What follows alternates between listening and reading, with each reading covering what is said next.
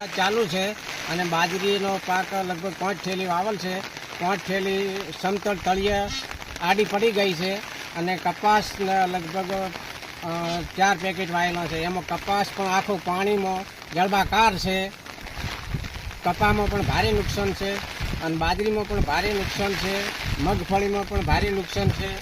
એમાં બહુ નુકસાન છે. ખેડૂતને કંઈક સરકારની અપેક્ષા છે કે આમાં કંઈક અમને વળતર આપ. 2 દિવસથી ગામમાં વરસાદ ચાલુ છે અને ઝાર પણ હાવ સૂઈ ગઈ છે.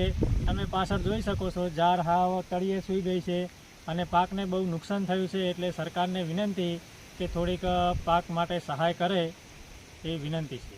2 દિવસથી હવામાન વિભાગની આગાહીથી અમારા ખેતરોમાં પાણી ભરાઈ ગયું છે. તેમજ પાક બધા નિષ્ફળ ગયા છે. ખેડૂતના તેમજ બધા રૂપિયા અમારા બધા પાણીમાં વહી ગયા છે.